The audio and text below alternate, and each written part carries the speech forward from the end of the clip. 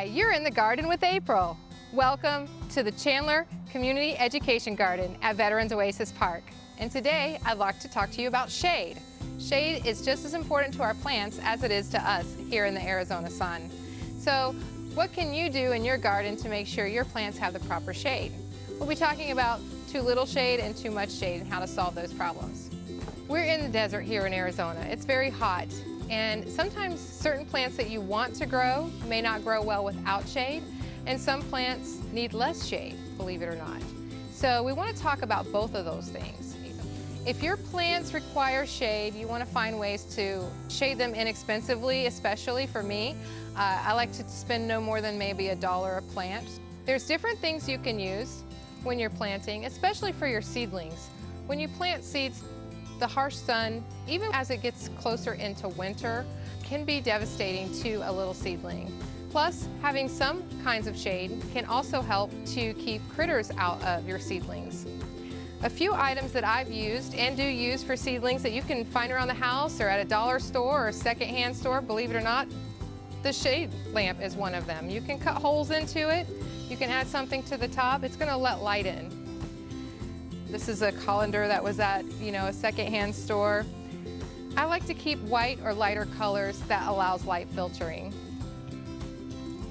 These are really cute. Got these 3 for $1. And you can use these to keep the critters out, put them down in the soil, and also provide some shade for your plants. One of my favorites is just one of these little wire baskets, and I just took an old pillowcase and cut it up.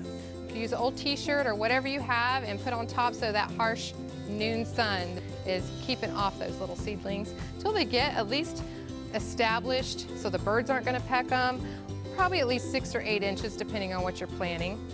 Now the other thing is shade structures.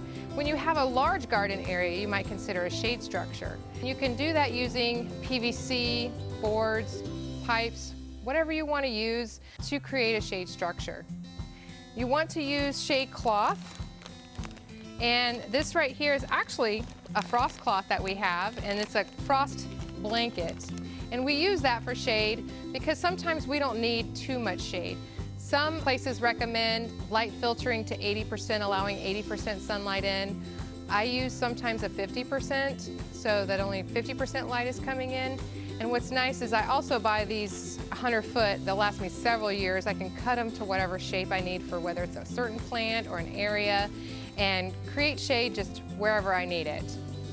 Now let's talk about what's in your garden for shade. Some considerations you want to take into account is where are your walls, where are your trees, and where are your other plants that might make a difference. When you have a wall, let's say in the winter time, and it's on the south side of your house, if you plant plants along there, they're going to be in full shade. So you want plants that are able to tolerate full shade. Sometimes your leafy greens. Anything that fruits needs more sun, so those you wouldn't want to shade in the wintertime. In the summertime, you're shading to keep the harsh sun off. And one thing to think about, plant your seeds around the base of taller plants. That's going to shade it. Look where your west is. The sun is coming from the west in the afternoon. That's your harshest sun. And if you have a bush right here and you plant some seeds on this side, it's going to get nice afternoon shade. Now maybe when they get bigger you want to transplant them somewhere else or just let them grow there. So take that into consideration where everything is in your yard. The other thing to think about maybe is that plant going to be there in another month?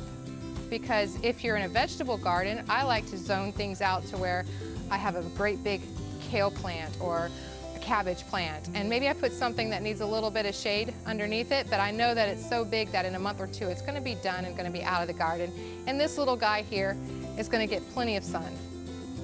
So let's talk about too much shade. If you do plant things that need a lot of sun underneath a big tree, underneath those big bushes, they're not going to get enough sun that you need here. And you can take a look online, search it, see what the plants need for shade in your area and in your backyard. That's all for now. If you'd like more information about gardening and volunteering here, contact the Environmental Education Center or check out Break Time for more details.